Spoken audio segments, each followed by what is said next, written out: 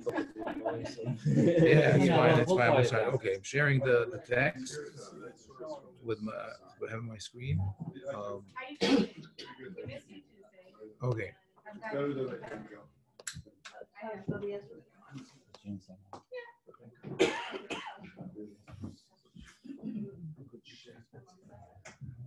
Should we start? Yes. Yes. Okay. So, where do I start? So first of all, it's for us a pleasure to be back in LA. Now I'll have problems convincing my wife going back to the East Coast, but you know that it's a classic. You know, everybody starts with you have to speak of the host and the hostess but it's I truly feel this is a unique situation because there's a concept called Achsania shel Torah, a place of hospitality of Torah. It's really a home of Torah. So there is, first of all, just here from the stories that I heard and I got to talk to him to see where it comes from is amazing. This community of learning that you created, it's unbelievable. And we just also got connected over Limud. We were part of a community of Limud. So before we came, my wife said, well, you're going to people that you don't know, you're going to stay in their house. I said, oh, we know each other.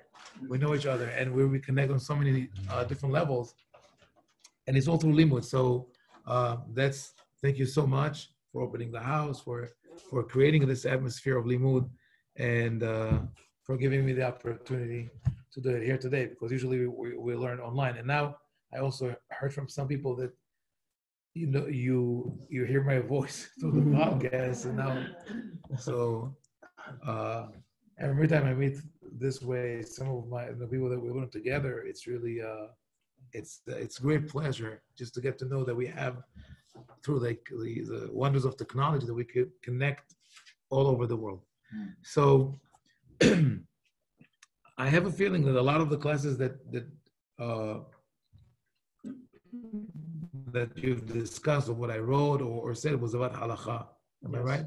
Yes. Okay. So I decided not to talk about halakha today, but rather, I mean, we'll get to halakha, but I wanted to get to it from a different angle. And so I wanted to do it through one of the midrashim a midrashic text that I really fell in love with from the very beginning. But every time I read it, and I keep reading it, I find new layers. And it's probably part of what the authors of this midrash intended to do when they wrote it. So the midrash speaks about a pasuk in Kohelet. Kohelet is attributed to Shlomo HaMelech. His name is not mentioned there. He said, we know Kohelet was a king in Jerusalem.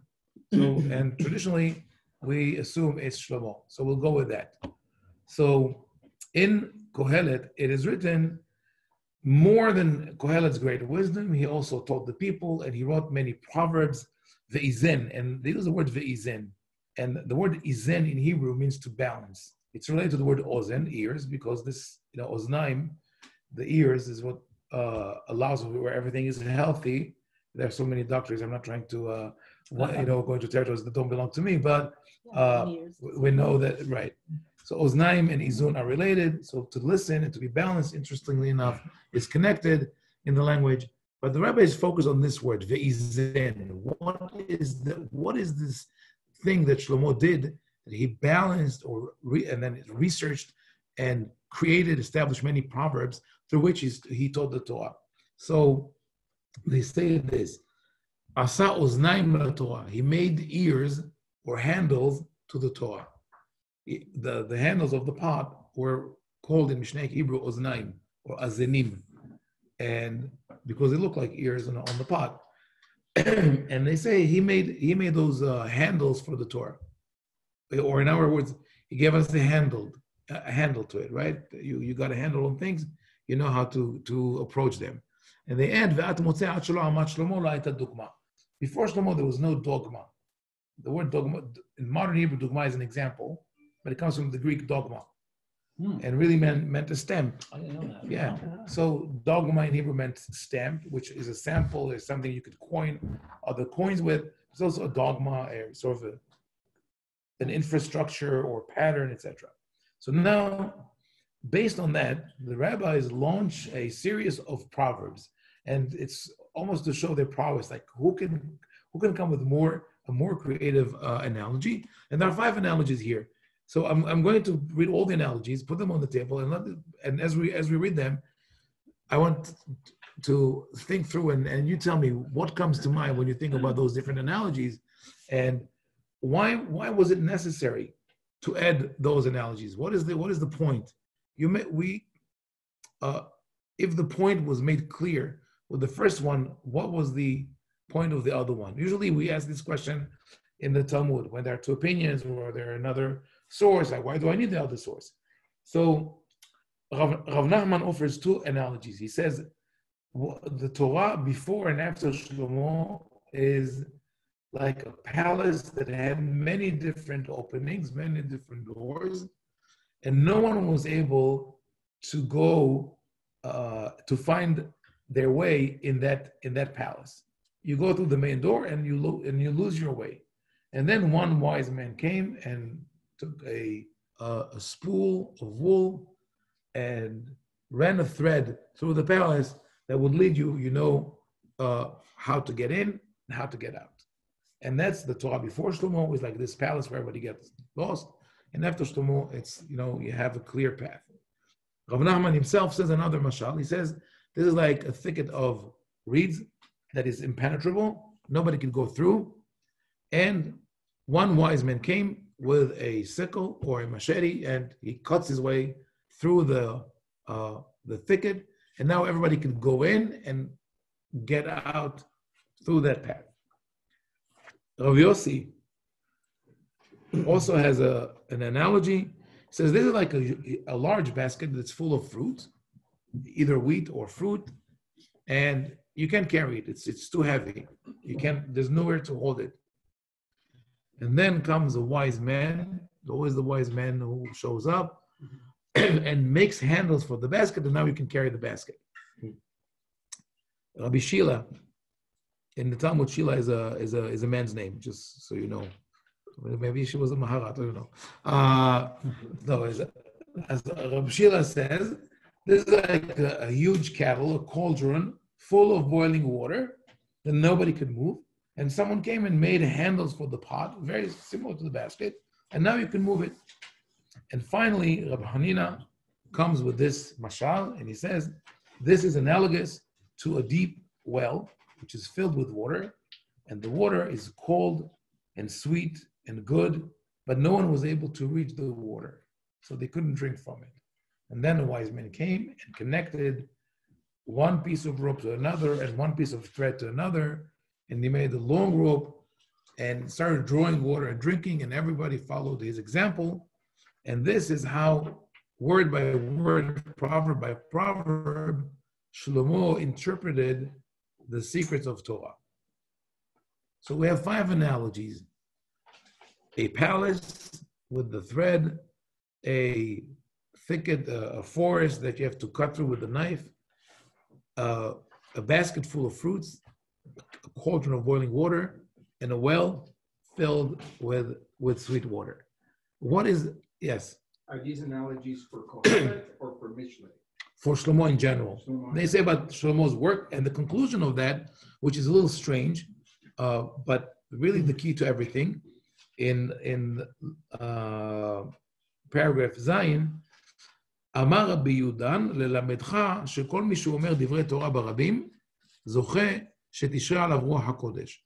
Whoever teaches Torah in public has sort of a divine inspiration. How do we know that? Because Shlomo taught Torah publicly, he had Ruach HaKodesh, and he was able to write Mishlei, Kohelet, and Shir HaShirim.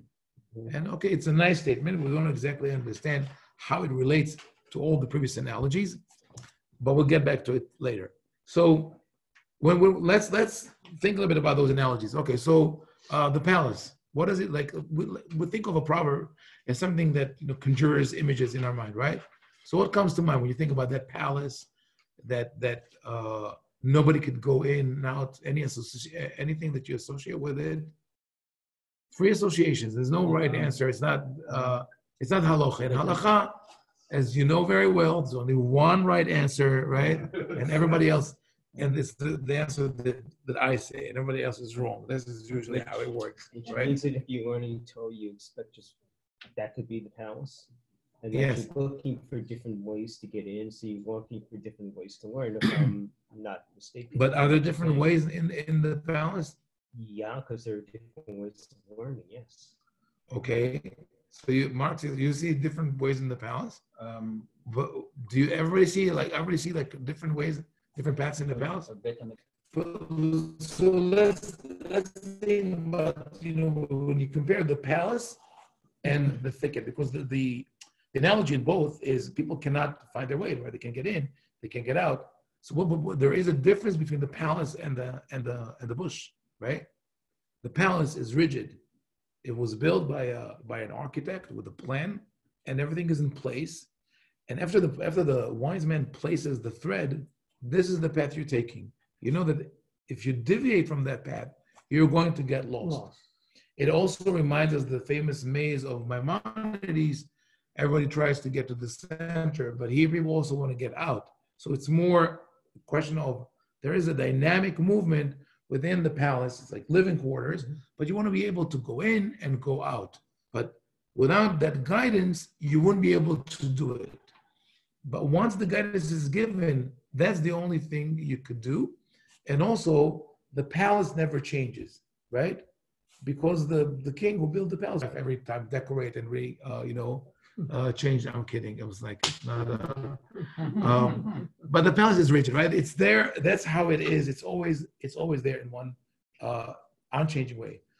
The thicket, the bushes, the people that this man paves way through, right, is dynamic. It keeps growing. Like if people would not follow the beaten path, the bushes will grow and it will be difficult to go through.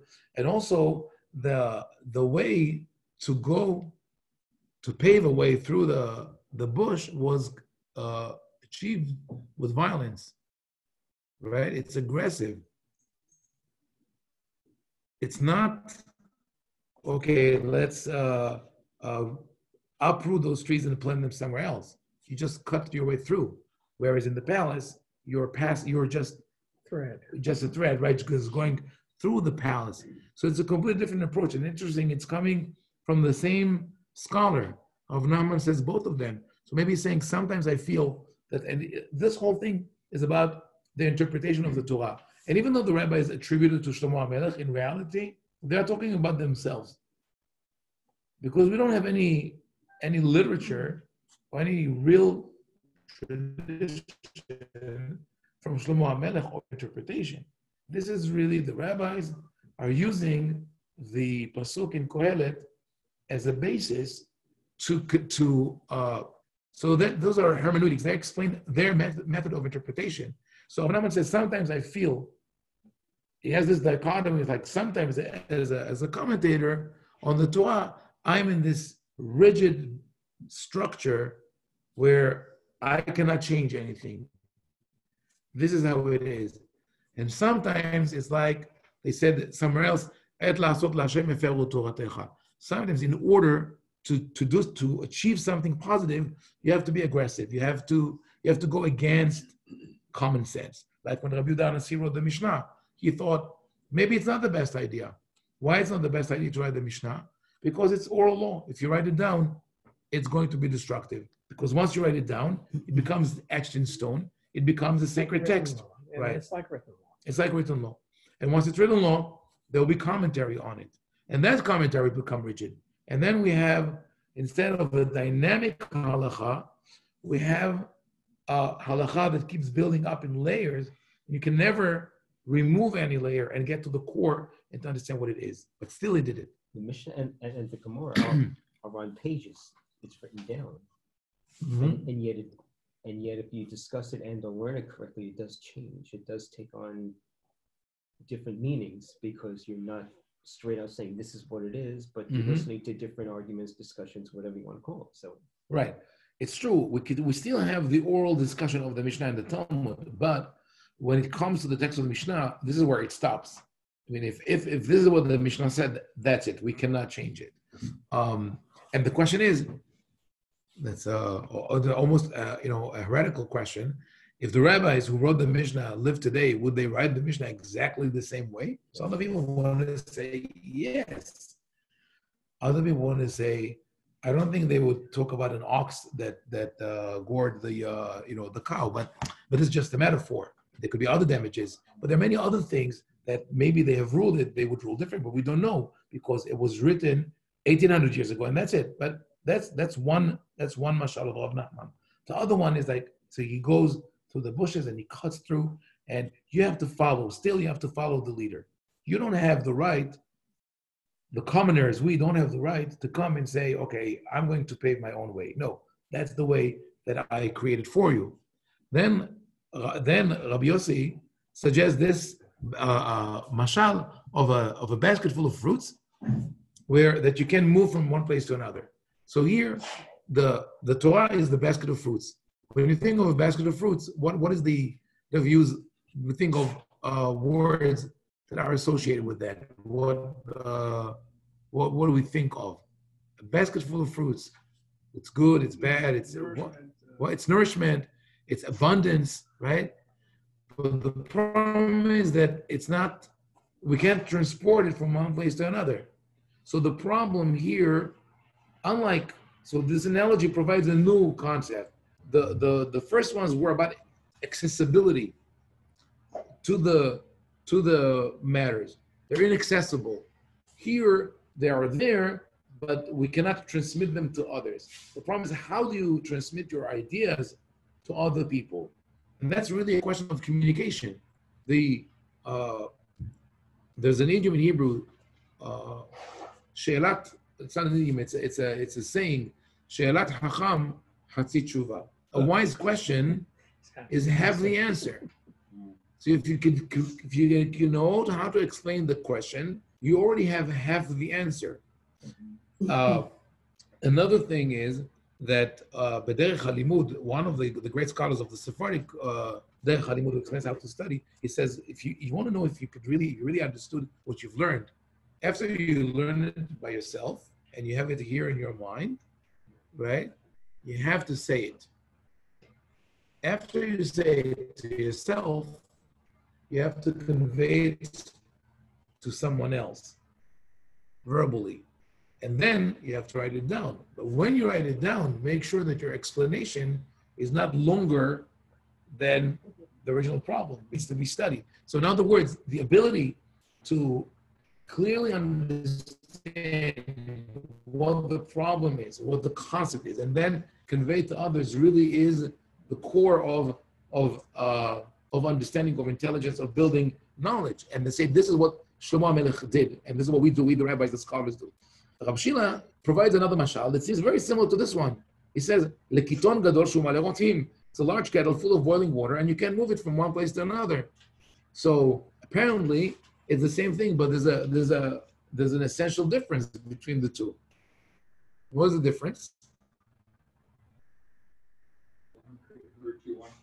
What? Yeah, the boiling water will hurt you. The boiling water, if you move the cattle, if you tilt it the wrong way, you're going to get burned. So both in both a kettle, a cauldron. No, she's thinking cattle. No, yeah. So this is a cauldron. Is that yeah? So those two analogies, we have two sets of analogies. One is about a building and a bush. The other set is about a pot and a basket that apparently are the same, but they're not, because they're a completely different perspective. The perspective of Rabbi Yossi is Torah is abundance, that fruits transmitted to others. The other one looks at the Torah, at halachot, and he says, it's scary. I'm going to get burned. If I do something wrong, I'm going to get burned. I'm going to get so hot water. I'm going to get in hot water, right? And he says, therefore, I need the handles to prevent that from happening. So what Rav Shila conveys is the religious anxiety, right? that sometimes can cause paralysis. I don't know if you know, but I know people, for them, the Shabbat meal is a dreaded experience. It's for them, it's like a minefield, or an obstacle course. Yeah, why? Because after you learn the Chot Shabbat, especially if you do like intensive learning in the yeshiva, and you find out that if you remove the bone from the fish in this manner, you might have transgressed, one of the Melachot Shabbat. And if you put, let's say, if you have a salt shaker with rice in it, maybe it's called filtering. If you put salt and the cucumbers in a certain way, you're pickling, which is like kovesh, which is like cooking. And if you move this thing to the, right? So you sit at the table and say, maybe I should, I don't know if I should do this. Maybe I shouldn't eat. I asked, a good friend of mine is is a surgeon. We were talking about this once, and I said, I think we should offer people a service. We were talking actually about the Chot Pesach. Shabbat paralyzed some people. Pesach drive them into an asylum, right? It's like, oh my God. So Pesach is around the corner. What should I do? Very simply, burn the house, then sell it, and then move into another country, right? I said, I have an easy solution for that, and it's going to make us a lot of money. We should sell Pesach anesthesia packages. For 1 week, you get anesthesia. You wake up after Pesach, you're good. You did not transgress Pesach. And especially people believe the Arizal promise that if you're Zahir, if you're sure that you didn't eat even nothing that even resembles Hametz on Pesach, you will be saved of sin the whole year. People will love it. He says, yeah, it's not a good idea. He says, why? I said, why? He says, I lived for too long in the Labra community. I think that if you offer it, people will want it for the whole year. So I think this is where Rav Shila comes from when he speaks about the about the boiling water.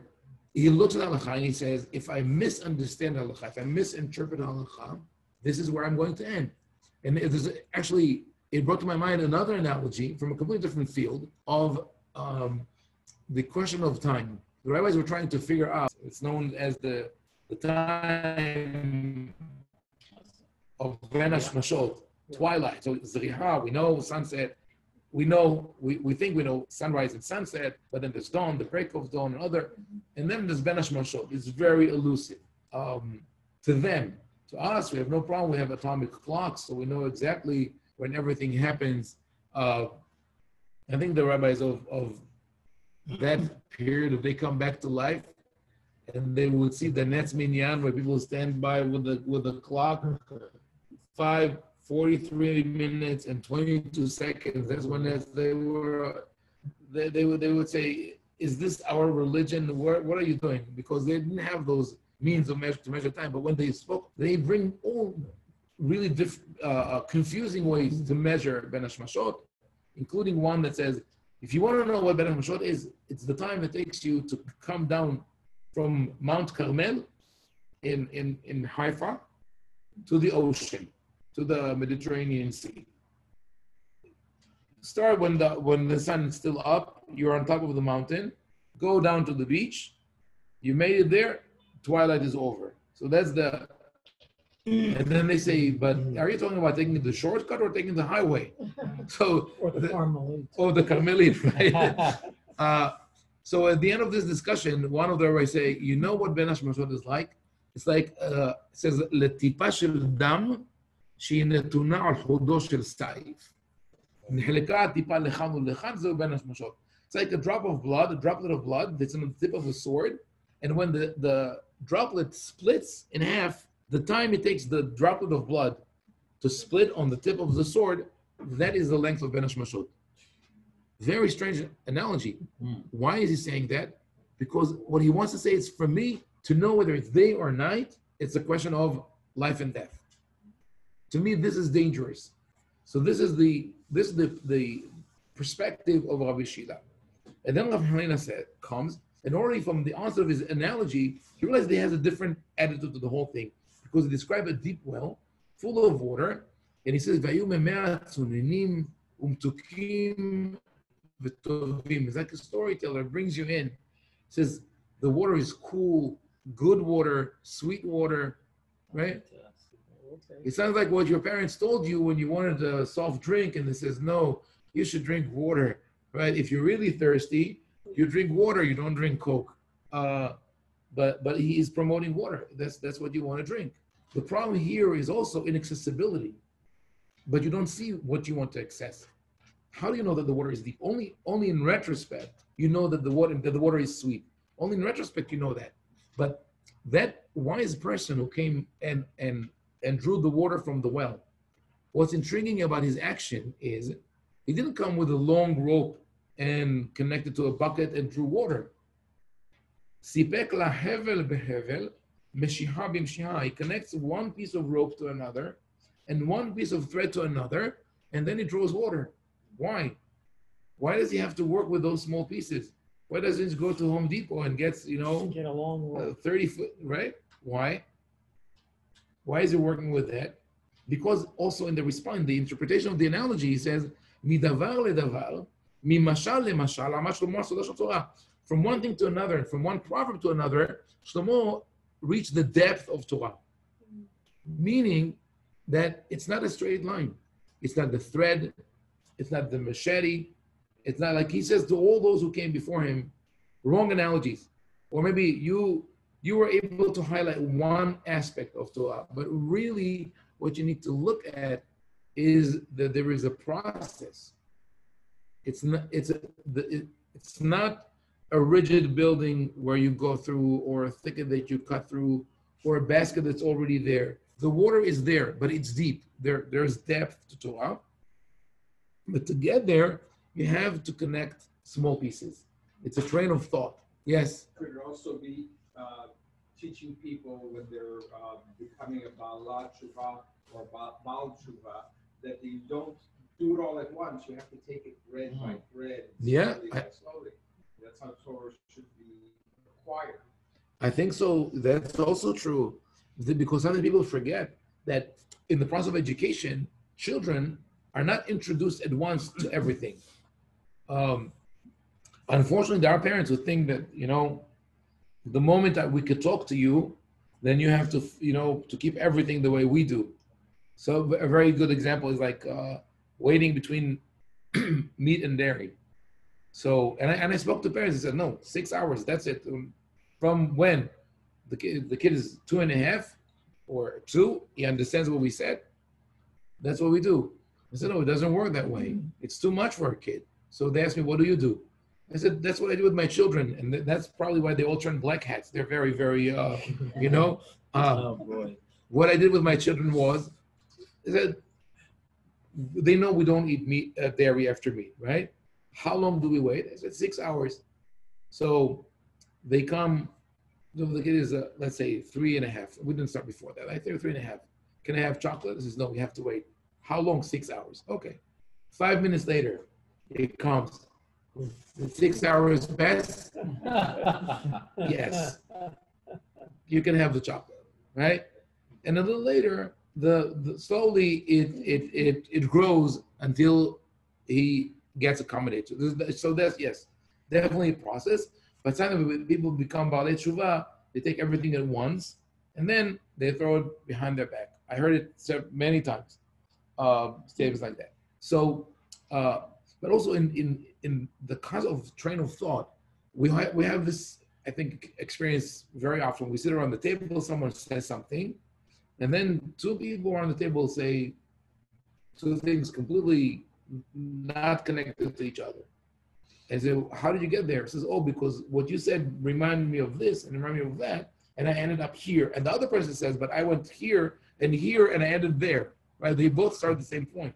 And so what we like to think, that this only happens to halakha. Doesn't apply to civil law.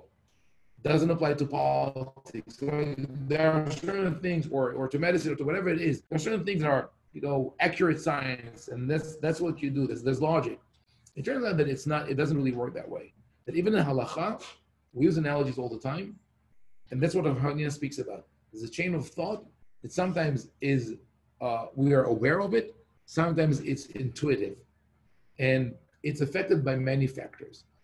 So, but I want to say something about analogy, because I think we are biased regarding this word, because we all suffer through our for me it was Hebrew teachers, for you English teachers, when you do literature, when they insisted, is it a metaphor? Is it an analogy? Is it a simile? Right? They wanted to lock on the exact. So we ended up thinking that an analogy is only if you say this is like that, right? But in reality is elusive. But we can say, in other words, that everything we do and say and think is an analogy. Because just like observance is built gradually, our vocabulary and our understanding of the world is built gradually. Kid is not born with the vocabulary. The child learns at a certain point the concept of mother, ima, right? But up to a certain point, it's only his ima. There's only one mother in the world. What is mother? Hopefully the child grows up in a healthy family. A mother is a provider, is a nourisher, someone who hugs him, someone who cares for him. She's everything for him. Then he finds out there's another ima. Oh, how does that work? My friend also has an ima. But so, okay, his ima is the ima, right? And the other one is an ima, right? She's a mother. Then there are more mothers, then his mother has a mother, and slowly he developed this concept of mother, but it's all of them are analogies that are built on that core concept that is only his. And that concept is only his and not his friends. They can build the same world, but it will be slightly different. Then later on, he will get on concepts like mother of pearl, or the motherland, or the mother of all wars, right? Mother Nature, and all of them have elements of a different type of mother, and they're pieces of it. And from motherland, you can jump to fatherland, and from fatherland to, fascism, whatever. They're all things that are built on each other, but not only words, even experiences. The way we interact with people, we like to think, when you say, that we have a sixth sense about people, right? What we have might be more experience and more interaction with more people, and more willingness to listen and to understand those people. Those are skills that some people have naturally, some people acquire. But what happens when we do acquire those skills, we sort people automatically by making analogies. We meet someone and we don't know much about that person. And after a couple of minutes, we say, oh, that person reminds me of ABC. So that person is trustworthy or dangerous or kind, not necessarily because we know everything about that person, but we made this analogy. A psychologist who wrote, one of the psychologists who wrote the book that is referred here in the title, The Field of Thought, he worked in Italy for a while, and he describes how we started working at the university, and he would say to everyone he met on campus, he would say ciao, which I didn't know that. I thought ciao in English in Italian is only goodbye, but it's also hello. So we say everybody ciao, and people look at him awkwardly. And then he found out that you don't say ciao to everyone. There are 3 levels of acquaintance, and if you know people well, you say ciao. If you don't know them well, but you work with them every day, you'd say buongiorno, good morning, good day. She would know. You know, you speak Italian? Am I right? Is it true? Okay. Buongiorno. Okay, buongiorno. And if you don't know them well, but they would say salve. Salve. It's like Yeshua Baslocha. Greetings. Yeah. Salve means salvation, right? Right. It's like greetings. It's greetings, I know, but okay. It's like Salve Regina. Like Salve Regina. So when he found out, he was flabbergasted. It's like he meets hundreds of people in his way to work and back, and now he has to stop with everyone. Like, okay, number one, what do you say, right? And he was really sort of almost paralyzed with the same halachic anxiety that we spoke about before for a couple of weeks. And then all of a sudden, it works. He comes in and he says to this, buongiorno, salve, ciao. He's like, what have I done? How am I doing that? And then he realized what happened is he built for himself in his mind 3 groups of, a couple of people for each category. When he meets another person, he makes okay, who is he like? A, B, or C? Okay? So now, this happens, and I have ample examples, but I'm not going to use all of them here. Just the one number 4, which only has the Hebrew, so I'll translate.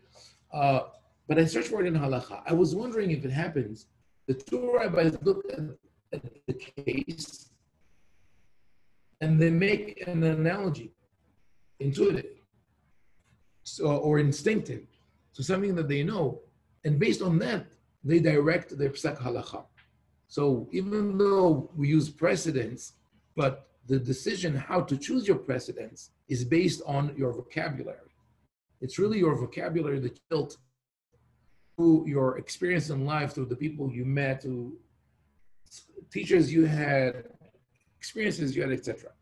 So in number 4, we have this very interesting case of a man who was tameh and dipped in a mikveh. That after he dipped in the mikveh, they measured the mikveh and they found out the mikveh was lacking. It was not a full mikveh, not 40 se'ah. The idea of marking a line that says, okay, up to here, the mikveh is full. Before that, they used to measure it once in a while, but also because they had the bottom of the mikveh and the walls would absorb water. So it would happen. They didn't pay attention, right? If they, with the line, they didn't pay attention. Someone came in and then said, "Oh, it's the mikveh was not kosher," right? So what do you do? What do you do? So Rabbi Tarfon says the mikveh had a status of a kosher mikveh until we measured it. Therefore, the man should be pure, because we assume, given the benefit of the doubt, that he went to a kosher mikveh. Rabbi Akiva says no. The man had a status of an impure man.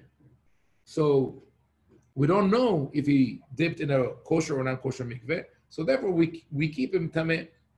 Same case, 2 very logical arguments. One says the man is tameh, one man is not. And it could have serious consequences, because if he went into the temple and brought a korban, what do you do with the meat? There are a lot of problems that come from that. So Rabbi Tarfon says, this is like a kohen who's working, who's during service, someone comes and says, this kohen is unfit to be on the mizbeah because his mother was a divorcee who married a kohen. And in that case, whatever he does from now on is not good, but whatever he already did is fine. So he says, so the man is pure. Rabbi Akiva says, no, that's not the right analogy.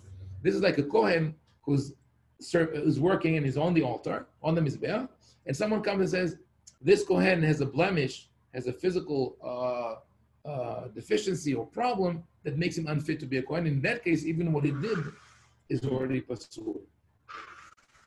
So even before going to understand why they made this analogy, the response of the Tarfon is really amazing. Because what he says is this: Mazo Akiva, what's the matter with you? They're friends. They know this is live recording. They call Akiva and Tarfon, they call each other. So the Tarfon says, Mazo Akiva, what is the matter with you? I said it's like the son of a divorcee, and you say it's like someone has a blemish? Okay. How is that an argument?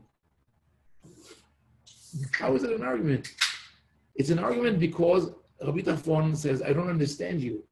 We're speaking a different language. And I went to other cases of where the Gemara uses the term ledamot, where sometimes they would say it's okay to be medameh, to make the analogy. Some says it is not. And it turns out that it's not always based on logic. And it's sometimes, actually, it's almost, if we don't know that process of making analogies, we would think that sometimes the rabbis are almost distracting or tricking us. Well, you don't understand that, I'll give you an analogy, right? So because that could happen. The kid asks his father, what is the rainbow? Can you explain the rainbow? No, oh, very simple. Let me take a prism and shine light through it. You see it breaks. Beautiful. What did you explain? You just made an analogy. The same thing that happens here, but you didn't still explain why. Right. You give me another example. So are the rabbis, they're not doing that. This is the process of thinking. So I figured out that it really works in halakha in many subtle levels that something we don't even understand. And that gave me the understanding of the last piece of that paragraph in the letter Zayin, when Rabbi Yudan says, whoever says Divrei Torah publicly has the merit of Ruach HaKodesh, of divine inspiration, like Shlomo, right? So look at this interesting thing. Shlomo teaches Torah publicly, and the Midrash says because of that he had the merit to have Ruach HaKodesh. So it's better that if you have Ruach HaKodesh, if you have divine inspiration, what kind of books in the Tanakh you would look to and you would say, this is Ruach HaKodesh. To the Torah, okay, it's Nevuah, it's prophecy, the prophets, Job, books of wisdom, Mishle and Kohelet, and Shir HaShirim. It seems that this is not the highest level of prophecy of Ruach HaKodesh that you could, like Shlomo Melech is a wise person. But what is special about those books? And why the connection to teaching Torah publicly? So keep this aside. I want to give you an example of a halakha. One halakha that really, and I actually think you could apply it to any halakha. The question of aguna, okay? This is a serious problem that we have today. The rabbis found a solution for an aguna whose husband is missing, but they fail to provide a solution for aguna whose husband is present but unwilling to give the get. It's very, very difficult. Women sometimes drag for years, sometimes decades, without getting the get, right? And there are halachic methods. There are solutions. There are written halakha.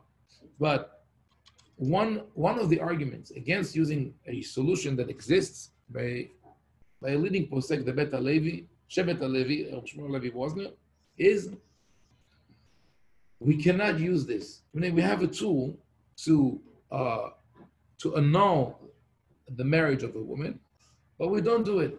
Why don't we do it? This is because those who are against religion, the Jews who are secular or anti-religious, are just waiting for an opportunity to say that you could override marriage and annul them without a divorce. Which is a good argument, but the woman is suffering, right? And that particular case that the rabbi talks about is a particular painful case. It's the case of a woman who married in Salzburg in Austria after the war in the DP camp. And then the couple moved to Chile after the war. And when she had a second child, the husband refused to do the Brit Milah. And he said that he abandoned Judaism long ago. And even when he got married, he was already mumar. Maybe he adopted Christianity, maybe just denounced Judaism. She doesn't want to be with him. He doesn't want to do the Brit Milah. He refuses to give a get. Nothing you could do with that. That would be the ideal case, to either annul the marriage or to say that it was a mistake, whatever. There are solutions. Everybody says we can't do it. Why? This will happen. So I say, how is it possible? But there are so many good arguments in that case to say we have to do something for the woman. And take this kind of analogy and apply it here. That's at the core of the problem. Because some rabbis would look at it and would say, what do we see? We see a woman who's suffering. What does the Torah tell us? That we should not let people suffer. Don't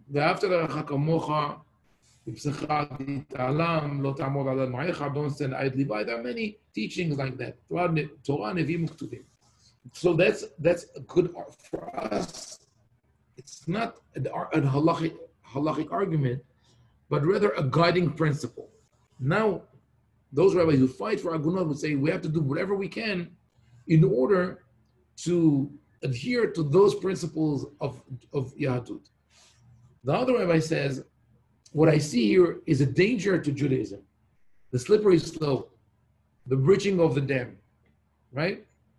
The slippery slope is a favorite idiom, right?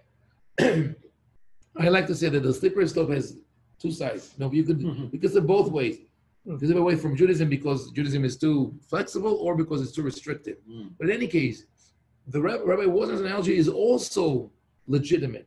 His concern is also legitimate because he says, I worry that this precedent will destroy the establishment of marriage and will destroy the authority that halakha has for people.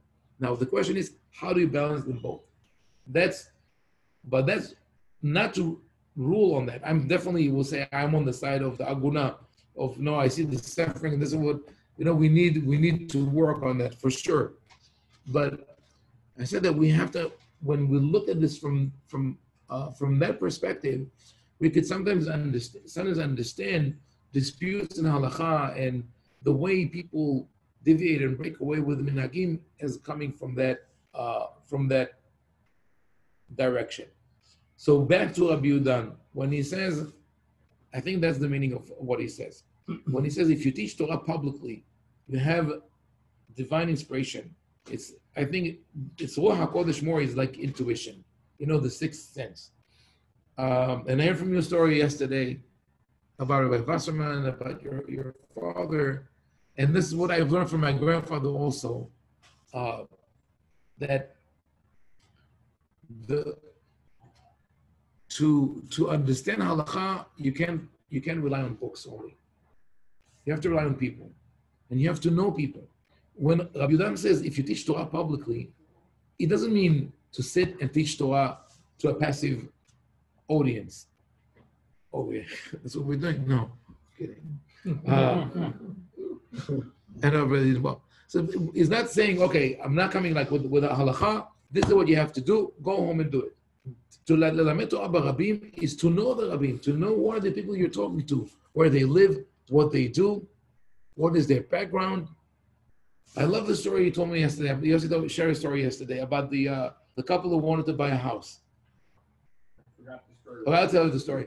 The couple came to, I said, you said to Rav Wasserman or your father? To my father. To your father. They came and they say, we want to know, the wife said, I want to buy a bigger house. And the husband says, I'd like to do it, but I can't do it now. And we want your advice. And he says, I can't rule for you halakha on that. But I could look, I will look at the pasuk. I look at like what the Torah says. So he opens the Tanakh, looks for a pasuk, and he finds a pasuk, and that says, the king died, and now go build a new house. And he says, it says the king died. It's not a good thing. It's a tragic thing. Meaning that if you build a house now, if you buy a house now, it's going to be tragic. So it's not for you now. So walks away. The couple walked away. They accepted the decision. It's like go ala gra. It's based on the Tanakh. And then he asked him, he said, but it says he built a new house. That's exactly what he wanted to do. And the rabbi answered. He said yes, but I know that they can't afford. Like the poor husband could not afford to buy a new house now, right? So basically, he already ruled for them and just used the book to give them an anchor. So, not exactly in that manner. Two people could come to the rabbi with the same question, but he has to know their background and he has to know who they are. Now, what happens when you live in a tight-knit community? What happens when you live and work and teach and rule for people who are exactly like you, who dress as you dress, who go to the same shul, who eat in the same places, who go to the same schools? Everything is beautiful, everything is comfortable. And when you come to the rabbi, for example, and you say, the scholar said that En gozrim zera l'tzibur, she'en ha'tzibur yachol amod ba. You can't make a decree on the public if the public cannot follow it. It says, but our tzibur can do it. We can. What happens? It's not just exclusion.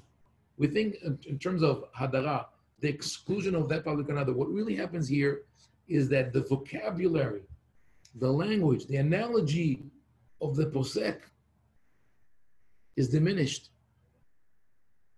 He only knows certain people and certain life experiences. Rav Moshe Feinstein was one of the greatest poskim because he knew people.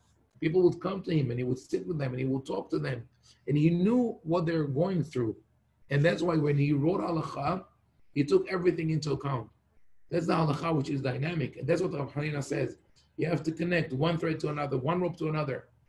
The rabbi really ideally should teach people to be able to do that. That they come with really difficult questions. But when they know the rules, they've learned, they know how to apply. This is what we want to be able to have. That people will feel that the halakha is part of their lives. And by limiting the scope, by not willing to accept different possibilities in the diversity of Judaism, we also limit the halachic language. So I think that now is the conclusion. It says, what are the books Shomot with that amazing wisdom that he shared with the public? And I also think of the time of the Gaonim. You know, the Gaonim in Babylonia established Judaism after the Talmud, and they really dictated the spirit of Sephardic Judaism. When we say Sephardic Judaism, it started with the Gaonim and continued. What they did, they corresponded with the whole world, with every Jew. And through that correspondence, they understood what Jews are going through and what they're doing. But after the time of the Gaonim, we became each community a little more enclosed within itself. And we lost this capacity of really connecting and knowing what other people do and help it dynamically help halakha evolve. So what does Shlomo write? He writes Mishlei, Kohelet, and Shir HaShirim. All of these works are not clear cut. You read Shir HaShirim, it's all metaphor, it's all analogies. But you feel there's something there very powerful. According to one scholar, it's the idea of a purpose that was never achieved, a dream that was never realized. The woman was sleeping and her beloved comes and knocks on the door and she says, wait a minute, my hands are slippery because I just put oils, right? And she misses the moment. It's great wisdom, but it's not written in a sense of, it's not written in clear terminology. Mishlei, Kohelet, according to some scholars, is the basis for the logotherapy of Viktor Frankl. But it's written in different terms. The logotherapy, the idea that he developed in the book Man's Search of Meaning. Mm-hmm. Yeah. So you read Kohelet, you might get confused, but that's maybe what he wanted to do. He wanted to show you that there are a million ways to approach life and a million ways to approach your purpose. And the same with Mishlei. It's interesting that the rabbi said that this is the divine inspiration. It's not the clear-cut idea of, okay, I know exactly tomorrow morning how I'm going to wake up, what I'm going to say in tefillah, what I'm going to eat, and whom I'm going to meet, but rather there's uncertainty, there's always a chance, there's always a possibility that something else, something different will happen, and that's Ruach HaKodesh. That's the ability to know each and every one in the nation. So, to conclude, I think that this beautiful midrash gives us the ability to see Torah through the eyes of 4 rabbis in 5 different ways, right? And tell us that we are also allowed to take our own little pieces of rope or our own little piece of mosaic, right? And create our own picture. There are units that are already prefabricated, but we can put them together in different ways. And we know the parameters. The rabbis trusted the wisdom of the people, gave them credit. They would know how to direct their life. So even though I said I'm not going to talk about halakha, we touched halakha somehow. And like I said, I wish I could, could be in that setting and learn together and come to your classes also on Tuesday nights on a regular basis. But who knows? Maybe in the future. But that's what I wanted to share. And if anyone has any questions, comments, go ahead. Alan. The question I have is, where do I draw the line? Because going back to your analogy of the mikvah, it says 40 sa'ah. If they just wanted to say a clean malay, they would have said that, but they said 40 sa'ah. And then you come to the rabbi, they said, well, really he had 39. Well, the rabbi says, well, let's look at all the circumstances. Well, you're only 5'2", so 35 sa'ah still is a kosher because you're short, and that's enough to make it to the heart. So fine, I understand that. So you say, now I got the black letter law, the written law, and I have to use my common sense and analogy. And okay, so maybe I know a little bit of Torah, I know So where do I draw the line? No, so that's really the scary thing, and I think that's why the rabbis want the certain rabbinic leadership wants to have clear-cut rules for everything. But the problem is, if we stuck with the 40 sa'ah, okay, it has to be 40 sa'ah. Okay, there's a certain quantity for certain things.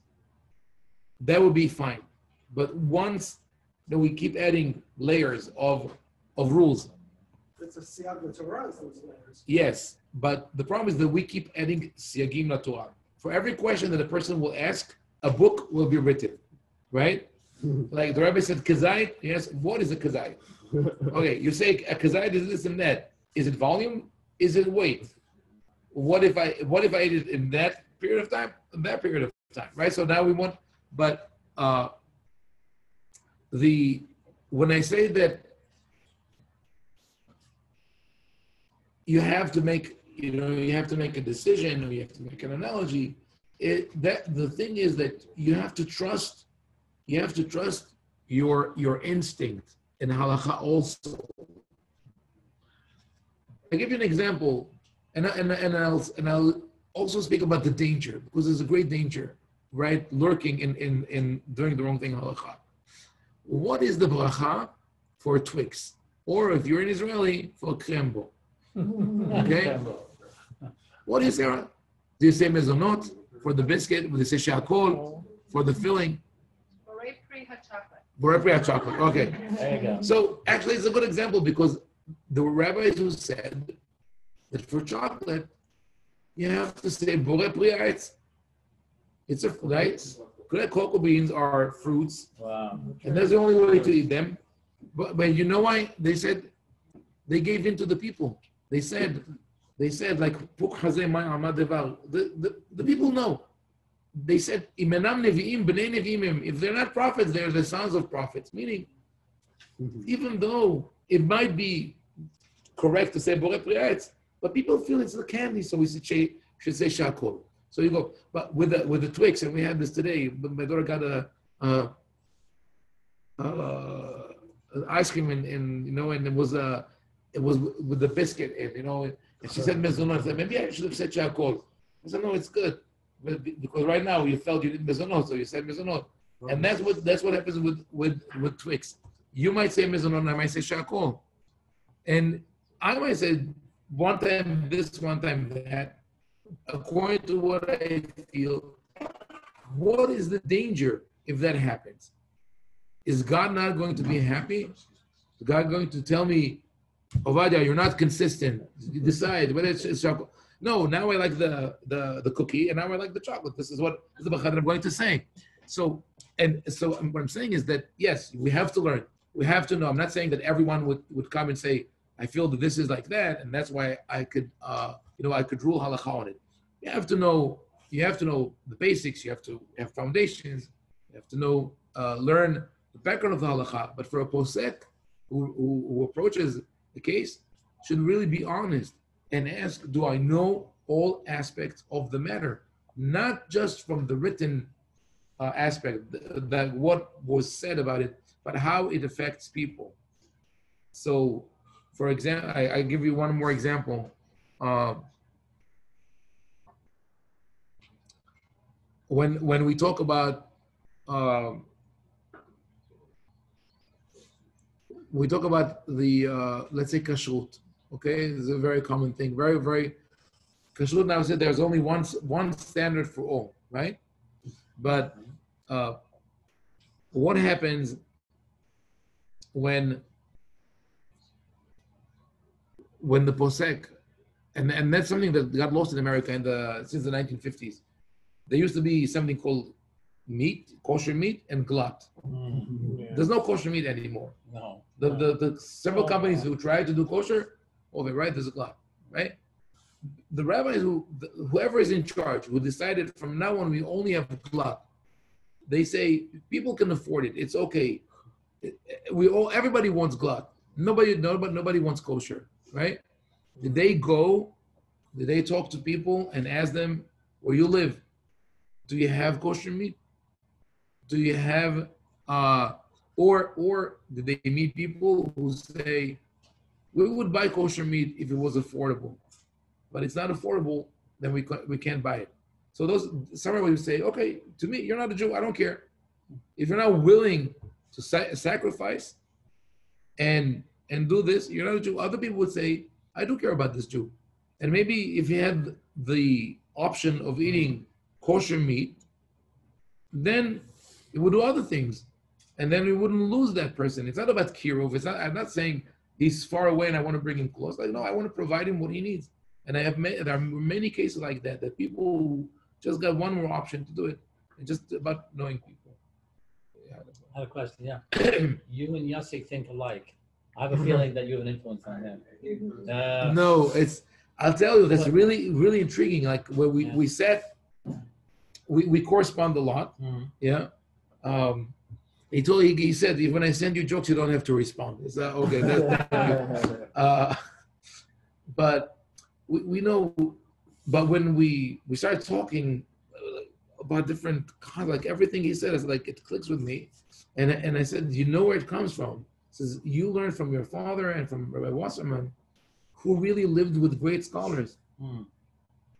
And they knew people who lived with people and not in their ivory towers. Mm-hmm. You cannot be a rabbi from a studio, from a bet midrash, from a kollel. You cannot. You have to be with the people. My grandfather was also, he actually warned me, don't be a rabbi. And I think he meant don't be a pulpit rabbi. I think that's my interpretation. Otherwise, I'll be stuck. Hopefully, yeah. But he was a 10th in 10 generations of rabbis. But his ancestors were all community leaders. They did not stay with and I just told him yesterday a story, and with that I conclude to say what is a great scholar.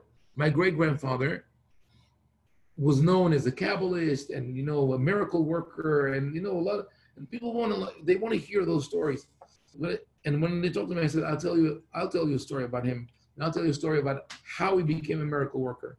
He says, why don't you tell us about the miracles? So because you cannot perform miracles. So if I tell you that he was a great Kabbalist, it's, oh wow, it was great. I will never be that, right? Says, hear a great story about him? He paid attention to his students. When he was Rosh Yeshiva, he had students, he would ask, how are you doing? How is your wife doing? Did she give birth already? And the guy avoided him. Says, did something happen? What about your wife? What about the baby? Did she have the baby? He presses the guy and he says, my wife went crazy. My wife lost her mind and we had to send her to a foster family. She had postpartum, right? The moment he heard that, he left the yeshiva, went home, took his daughter, was 17, traveled to the village where the woman was, found her. She didn't eat. She didn't take care of herself. Went to another village, found the local rabbi, said, I need food to go for myself, not to embarrass the woman. Went back there, took care of the woman with his daughter until she recovered, brought her home for a couple of months, and then reunited the family, telling the husband what he has to do. So this is what a rabbi should do. Drop everything, whatever he does in the yeshiva, learning, teaching. But this was just, and my grandfather was a social activist, a Zionist. He was an underground member, right? And with all that, he learned and he studied and he taught. And he said, halacha should work with the people Right. and not against the people. But what I But want you have to know the people. So I Yeah. feel that he has shares the same But thing. what he said about 6 weeks ago, we're studying Bereshit. Yes, He sir. said something really powerful. He said we're not supposed to be all alike, because you were kind of saying that too. Yeah. It's not optimum that we're all the same, because that's kind of what you're saying too. Well, definitely. Right. But we're a lot of us want to be like robots. We want to Right. Right. fit in. So I promise I conclude with that, and I don't want to to stretch it too much. But there's a concept. I mean, I'm sure you're familiar with, of monoculture. Monoculture is when we could be in agriculture. That's where it's not like people know about the banana. Banana is the Chiquita banana is in a danger of extinction because they kept breeding one brand of banana. That's the best one. It's sweet. It's resilient. Good. The problem is now if it's attacked by bacteria, there's no defense system. The bacteria that attacks one banana kills all of them. Same is with the genetic pool, right? The less diversity, the more we're prone to problems. Same as with education. You have one method of education, only those who fit would fit the description, and others will fall out. And same with the religion. If we create a religion that is monolithic, monochromatic, only appeals and applies to certain type of people, then what we'll end up with will be this little group, and everybody else will slowly leave. But it's not only, okay, they abandon Judaism. No, it's going to harm the Judaism of those who think remain in the protected group because they lack diversity. They lack this cross fertilization and diversity of DNA that will help them thrive and succeed. So yes, we are all in Tzelem Elokim, but each one of us is unique and different. Okay, good. Thank you again, Yossi and June, for your hospitality. Thank you. I'm going to say goodbye to our people here. Litraot.